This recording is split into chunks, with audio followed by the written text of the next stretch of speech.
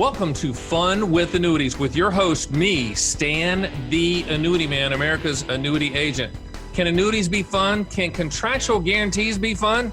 Absolutely they can. Find out the brutal facts about annuities with no sales pitches or high-pressure nonsense. Just the brutal and factual annuity truth, which is all you need to hear. Let's have some fun with annuities, and let's have that fun start right now.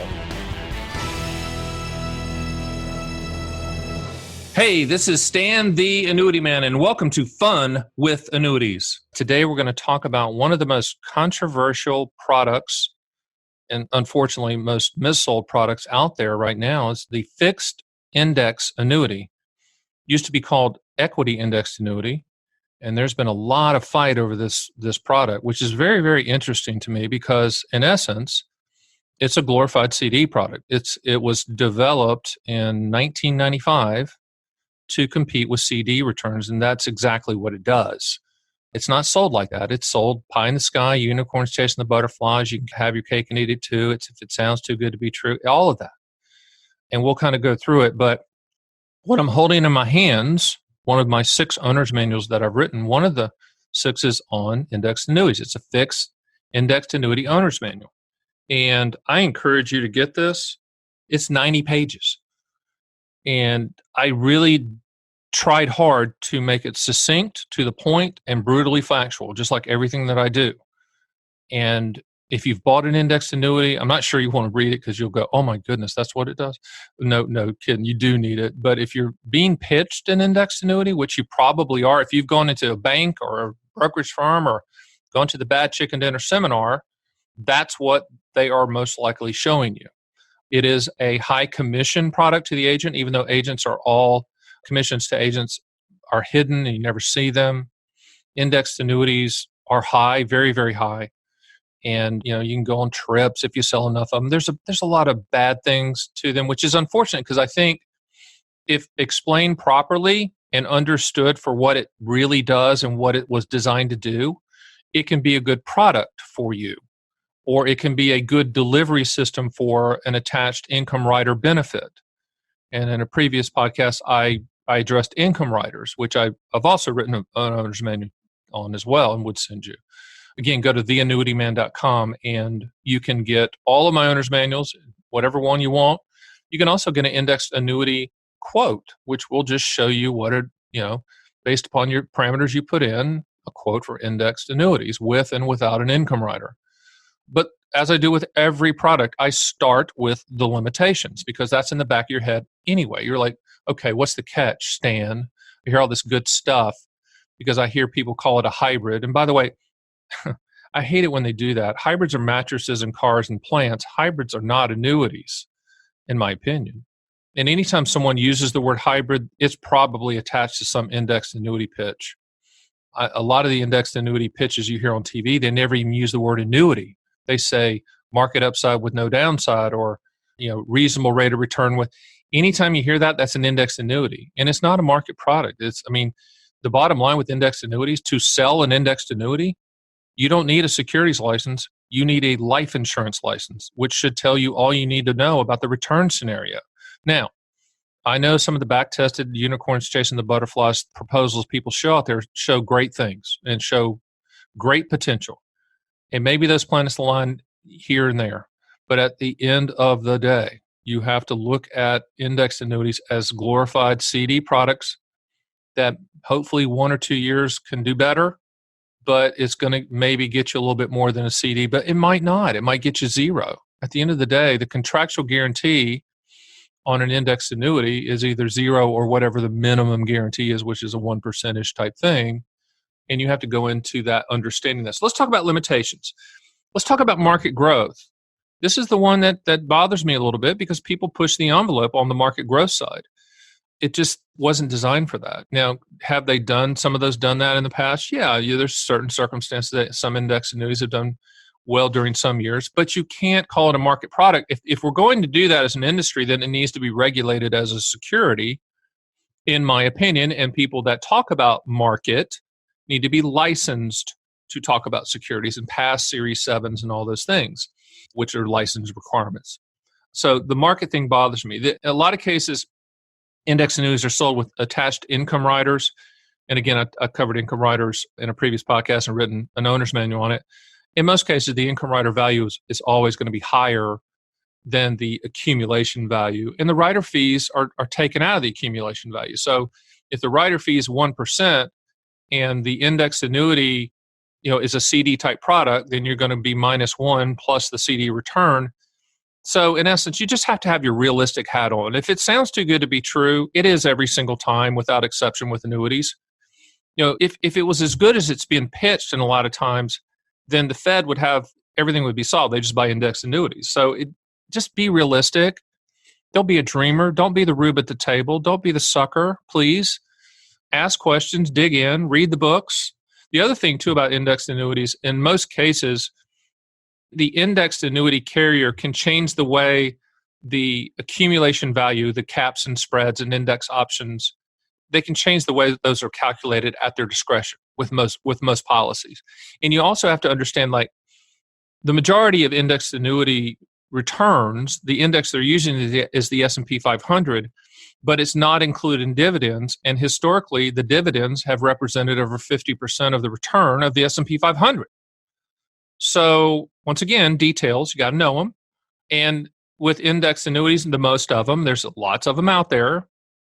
Most of them lock in the gain 1 day per year. So the other 364 days, you can't do anything. There are some that allow you a little bit more flexibility than that, but then they limit you on other parts of that. In the annuity world, this is a fixed annuity. You need to have a life insurance license. In some states, that takes you about a week or two to get licensed. So that's a little scary that someone can get licensed in a week or two and then sell an indexed annuity. That doesn't mean it's good or bad, but the bar for selling it's pretty low. So you have to be careful, with that, and you have to just go slow and do your homework and due diligence. And typically, it's a one-size-fits-all sales message. So if you're going to a bad chicken dinner seminar, they're not doing the 2 questions. Remember, the 2 questions always asked to even see if you want an annuity. What do you want the money to contractually do? Keyword contractual. And when do you want those contractual guarantees to start? If your answer is market growth, don't buy an indexed annuity. If your answer is CD type returns, then maybe it works, right? Answer those 2 questions. The problem I have with the one-size-fits-all sales message that you see on TV a lot with the ads that never mention the word annuity, or it's just pie-in-the-sky stuff, or the bad chicken dinner seminar, is that regardless of your circumstance, regardless of what you're trying to achieve, they're going to sell you that indexed annuity. And you and I both know that's not right. That's like going to a restaurant and they have one thing on the menu. You might not need an annuity after doing the due diligence. You might, if you want market growth, then this shouldn't be the product. There is no market upside with no downside. If there was, then problem solved. There's CD returns with no downside. There's enhanced CD returns with no downside. But cavalierly throwing the word market around, I think is a mistake the industry is allowing to happen. And I don't blame the carriers. It's just hard when index annuities are regulated at the state level and someone's running national radio and TV ads. What state's going after them, right? It's kind of tough. So hopefully it gets cleaned up. They've been trying to clean it up for a while. They haven't yet. Let's hope it happens. So the other limitations is there's kind of a middleman style distribution system, kind of like if you think of the old travel agencies, there's a 2-step distribution with indexed annuities. That there's like a field marketing organization that typically is in between the agent and the carrier. I'm not saying that's bad. I'm just saying it is what it is. So there's cuts along the way so that everyone gets paid. So, the commissions are high, etc. But, those are some of the limitations. I don't want to beat it up too much because if you fully understand it, you fully have read the book and explained and had a conversation with me, and you know the downside and you're okay with 0 or it not doing anything but you're protecting your money, you might get a little bit more than enhanced CD returns, then fine. But don't go into it dreaming because you're owning a contract. Don't buy the dream, buy the contractual reality. The positives, the benefits are it's principal protected. There is a guaranteed minimum on it.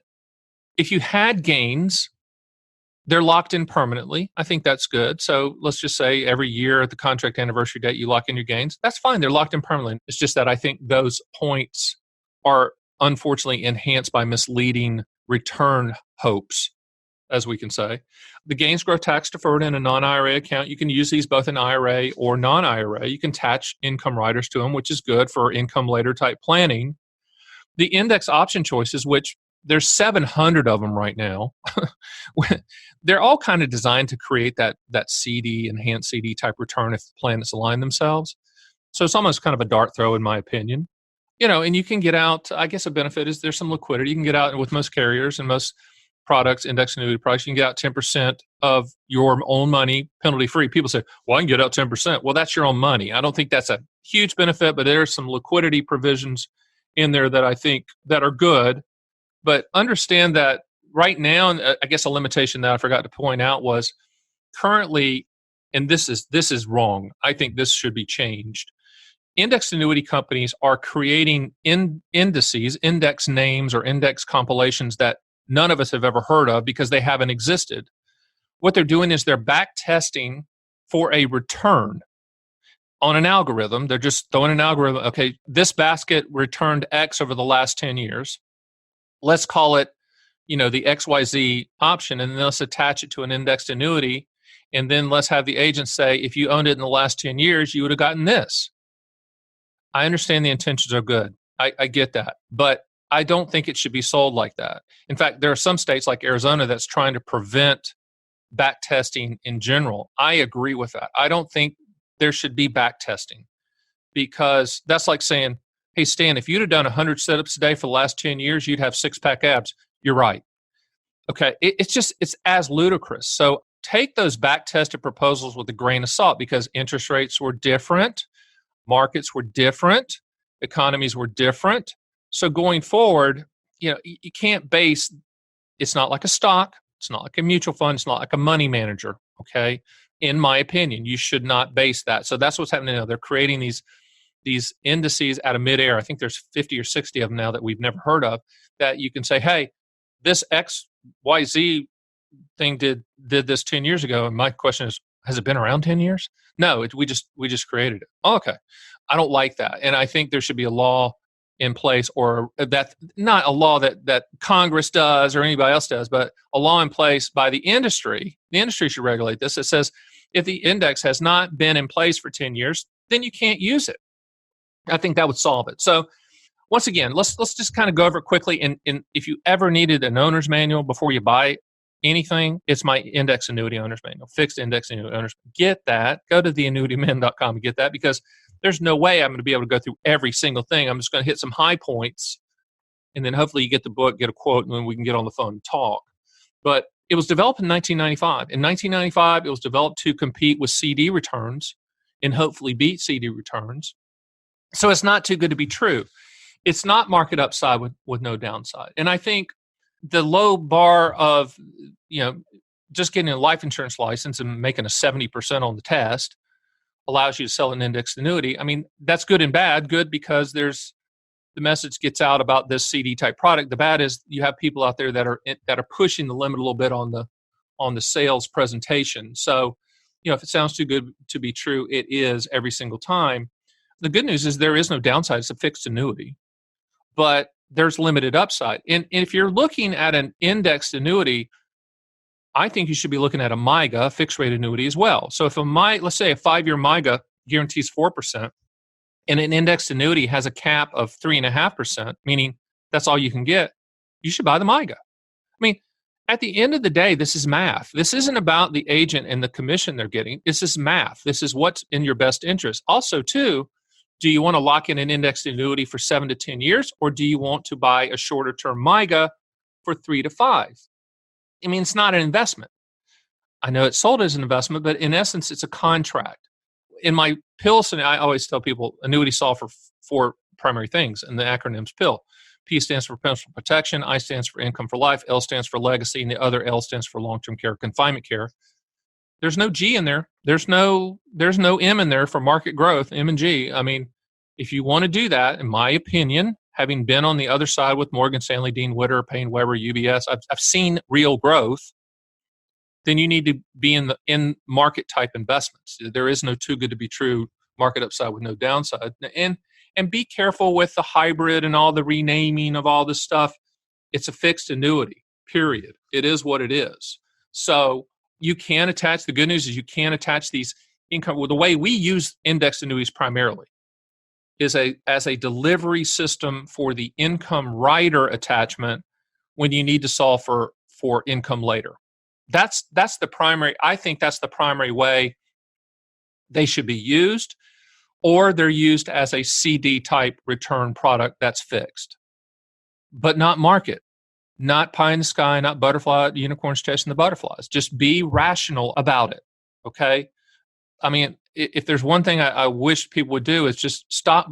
Don't believe the hype, as one of the rap artists said a long time ago. Don't believe it, because it doesn't work. Now, index option strategies, we could get lost in the weeds there forever. I mean, there's in my book, and I'm flipping through the pages now, I go through spreads and caps and all kinds of, how they do that, high water marks and point to point. I do all of that. I go through all of that. But to do that in a podcast would be like showing paintings to blind people. No offense to blind people. It's just hard to paint that picture. I actually show it on paper, and I have numbers in there, etc., for how to do it. One of the things I like using index annuities for is what I call a mixed fixed ladder, which is some in a MIGA, some in an index annuity, etc., laddered over specific durations.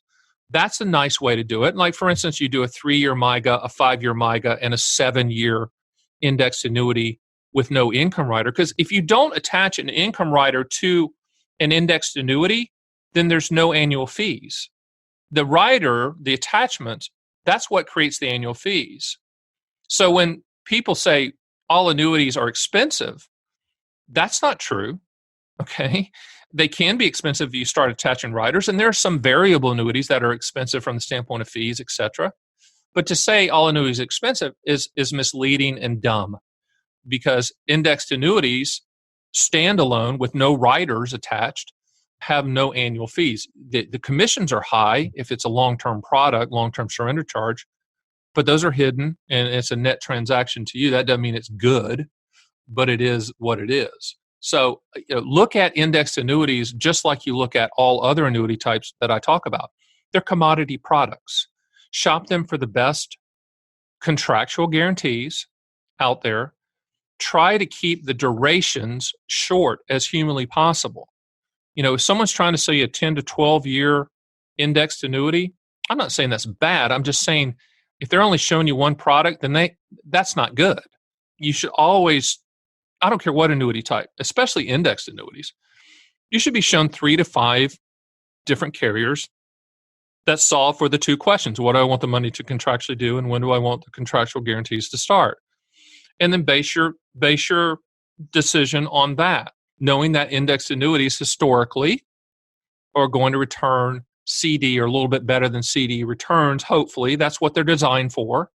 But you can get lost in the weeds with all of the caps and spreads and all of the limitations on how they determine what the gains are for that contractual year. Just remember that the S&P index that's typically used, it does not include dividends. And like I said previously, historically that's represented over 50% of the returns of the S&P. So if you take that away, you have to take that into account. If you add an income rider to an index annuity, that's coming out, that fee's coming out of that index annuity return. So you have to add that in as well. So I'm not saying they're bad, because they're not. I think they're sold improperly too many times by agents who either don't understand the product fully or are just trying to sell the sizzle and not talking about the steak. And hopefully this podcast will kind of break people down a little bit and make the industry and some of the presentations tell a little bit more about the downside of it. Because right now, people are attaching all kinds of names and monikers and marketing things to it to try to sell it. At the end of the day, it's an enhanced CD. So with that, let's go into some of the frequently asked questions. I'm at the back of the Indexed Annuity Owner's Manual that you should get. Once again, theannuityman.com to get the book and a quote, and also the annuityman.blog to get a lot of the answers. I've got a frequently asked question session there that I've recorded. In other words, you see the question, click the play button, and I answer it. So that as well. And if you have questions, just let me know at stan@theannuityman.com. Let's just go through the questions. Some of the questions, I'll just pick them out, not all of them. Remember, when were FIAs introduced? In 1995. My sources, which are pretty good, told me that it was Keyport Life and Lincoln Benefit Life that offered the first ones. I kind of remember that. I was in the business, but there's a lot of products that are introduced when you're with the big firms, and they just come across your desk. But I kind of remember seeing that way back in the day. Why does it seem like everyone's pushing FIAs? I don't know. It's a good story. If you're allowed to say market upside with no downside, that's a good pitch. That's a good line. It's just not true. And they shouldn't be using the word market unless they're securities licensed. So typical agent commission on an indexed annuity, it can be anywhere from, depending on the duration. Remember, it's all about surrender charge. So if it's a 10-year surrender charge, it could be anywhere from 6 to 8%. Don't hold me to that because they're all different, but let's just range it at that, which is a lot of the total, which is the reason that if you say I'm looking for CD type return, you should see a MYGA, which is a kind of 1% type commission that's built in, but they're not showing that. They're showing indexed annuities. So a lot of it's commission driven. I'm not saying all of it is. Caps and spreads and participation rates, you really kind of need the book to go into that. And without, I could spend, I might spend a podcast all on that. And it'd be good because, you could put it on right before you go to bed and just sleep like a baby, because it's boring and it's just ugly math, and it is what it is. Are upfront bonuses too good to be true on indexed annuities? Yeah, they are. It's just part of the overall contractual guarantee. You shouldn't put any weight on it. You shouldn't think it's free money. You shouldn't think there's a philanthropist out there giving away money at the annuity company. They're not. It's just part of the overall contractual guarantee, of which we run through the quote and we see if it makes sense. In a lot of cases, it doesn't, by the way. When are FIA gains locked in? Typically on the contract anniversary date. Some are different, but most allow you to only lock in gains on the contract anniversary date. And the other 364, you really can't do anything. That can be good or bad, as you can think about that. That could be good or bad. But the good news is once those gains are locked in, if there are gains, they're locked in permanently. If there are no gains and the market went in the toilet, you get zero, which is good, right? There's no loss. But blended returns, that blends out into those CD type returns. So how many carriers offer indexed annuities? I'm going to guess 25 to 30 plus. I don't know. Enough to quote them all and see who has the best and use them and look at it as a commodity product. So most of these are sold with income riders. I'm kind of flipping through some of the questions. Can you buy an FIA index annuity inside of an IRA? Absolutely, you can. You can buy it outside of an IRA. Should young people buy it? I don't think so. I think if you're young, 40 or less, in my opinion, I'm sure there's agents disagree, but my opinion, you should be in the market. You should be in real stock market growth type stuff. I really believe that the indexed annuities are a great and simplistic and efficient way to deliver the income rider benefit for income later planning. Okay? Because typically the income riders attached to indexed annuities typically, not all the time, but typically outperform the ones attached to variable annuities. So, that's a good thing. So that's kind of how we use them. We use them that way for the income rider. We also use them in a mixed fixed ladder with MYGAs. But what I can say in closing with indexed annuities is A, get the book, B, take your time. Don't have anyone strong arm you into buying something. And be careful out there, because unfortunately there's a lot of things being said about indexed annuities that are untrue and that are just trying to attract people to believe that it is too good to be true. It isn't. These are contracts, but if used properly and understood in full for the benefits and limitations, indexed annuities have their place, and we certainly can show those to you, and we represent those carriers.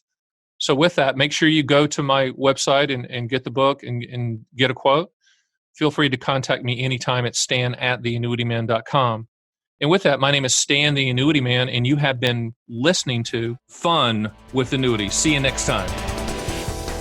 Thanks for listening to Fun with Annuities. Please hit the subscribe button and make sure to go to my site at theannuityman.com, where you can run your own SPIA, DIA, and QLAC quotes and see a live feed of the best MYGA fixed rates in the country, and even get indexed and income rider quotes as well.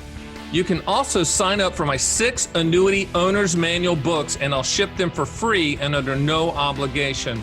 I also encourage you to schedule a one-on-one call with me, Stan the Annuity Man, so we can have a full discussion of your specific situation. It will be the best brutally factual and truthful advice you will ever get, and that's one guarantee you should definitely take advantage of. So join me next time for the #1 annuity podcast on the planet, Fun with Annuities.